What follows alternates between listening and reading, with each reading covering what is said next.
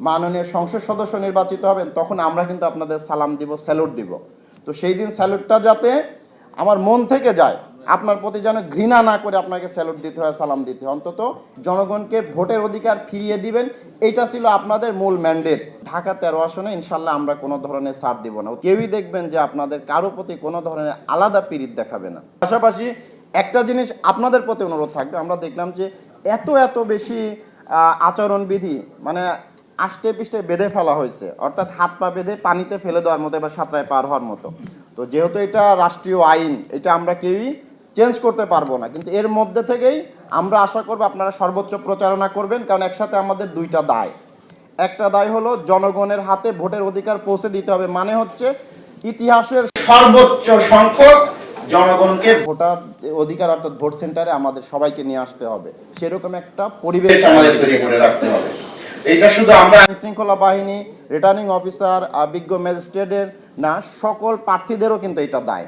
আমাদের সাংবাদিক ভাইদেরও এখানে কিন্তু দায় আছে, যে আমরা সবাই মিলে যদি একত্রে কাজ করি এবং একজন আরেকজনের প্রতি কাদা ছড়াছড়ি না করি। কারণ আপনারা একটা জিনিস খেয়াল করেন যে এই যে জুলাই গণ অভ্যুত্থানের আপনারা যারা অংশ নিচ্ছেন সবাই কিন্তু এটার অংশ ছিলেন। তো সুতরাং জনগণকে ভোটের অধিকার ফিরিয়ে দিবেন, এইটা ছিল আপনাদের মূল ম্যান্ডেট। এটা আপনাদের বাস্তবায়ন করতে হবে, পাশে থেকে সহযোগিতা করব আমরা। এইটা করতে গিয়ে যদি কোনো প্রার্থী বা প্রার্থীর পক্ষে কেউ আইন শৃঙ্খলা লঙ্ঘন করেন অথবা বিশৃঙ্খলার সৃষ্টি করার চেষ্টা করেন, ঢাকা 13 আসনে ইনশাল্লাহ আমরা কোনো ধরনের ছাড় দিব না। অতীতেও আমি ব্যক্তিগতভাবে দেই নাই, আমার পুলিশ সকল সদস্যদের সাথে আমরা বারবার মিটিং করেছি। কেউই দেখবেন যে আপনাদের কারো প্রতি কোনো ধরনের আলাদা পীড়িত দেখাবে না। সিলভার টিপ কন্ট্যাক্টে তৈরি নিরাপদ ও নান্দনিক ক্লিক সুইচ নির্ভরতা জীবন জুড়ে। এটা আপনি নিশ্চিত থাকেন। ইতিমধ্যে আমরা প্রত্যেক প্রার্থীদের সাথে, আমাদের যে সকল প্রার্থী আছেন তাদের সাথে আমরা বারবার ফোনে কথা বলেছি, দেখা করেছি। ইভেন আমাদের অফিসটা উন্মুক্ত করে দিয়েছে, আপনারা যারা আমাদের 13 আসনের প্রার্থী আছেন, যে আপনারা আসেন, আমরাও যাচ্ছি। মানে প্রত্যেক প্রার্থীদের সাথে কিন্তু আমাদের সার্বক্ষণিক যোগাযোগ আছে। এইটা একটা জিনিস অন্তত প্রমাণ করে যে আপনাদের সবার প্রতি আমাদের আইনের চোখে সবাইকে আমরা সমানভাবে দেখতেছি। এখন যে বিষয়টা হলো, আপনাদের কাছে আমাদের অনুরোধ থাকবে, আপনারা এটা জানেন যে বাংলাদেশের সবচেয়ে বেশি সাংবাদিক বাস করে ঢাকা 13 আসনে। সুতরাং আমাদের যদি কোনো ভুল ত্রুটি হয় তাহলে কিন্তু তারাও কোনো ছাড় দিবে না।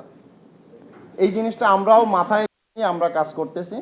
আর আপনাদের প্রতি অনুরোধ থাকবে, যেমন আমরা দু একটা ইনসিডেন্ট জানি, যেটা একটু আপনাদের সামনে বলে দিয়ে আমরা আবারও বসবো।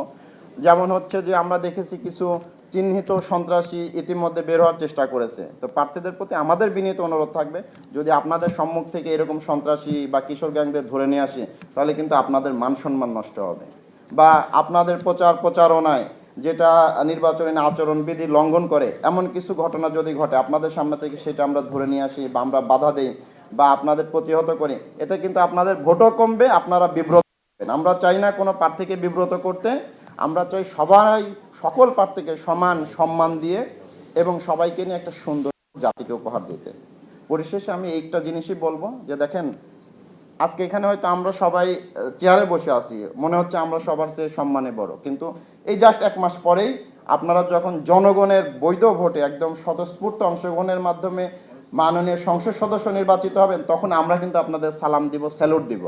তো সেই দিন স্যালুটটা যাতে আমার মন থেকে যায়, আপনার প্রতি যেন ঘৃণা না করে আপনাকে স্যালুট দিতে হয়, সালাম দিতে হয়। অন্তত একটা জিনিস যাতে আমার যখন স্যালুট দিবে আপনাকে, যে এই ব্যক্তিটা জনগণের স্বতঃস্ফূর্ত ভোটে সম্পূর্ণ প্রভাবমুক্ত নিরপেক্ষ একটা নির্বাচনের মাধ্যমে সে নির্বাচিত হয়েছে, এই 4 থেকে 5 লাখ ভোটের প্রতিনিধি হিসেবে তাকে আমি মন থেকে স্যালুট জানাচ্ছি।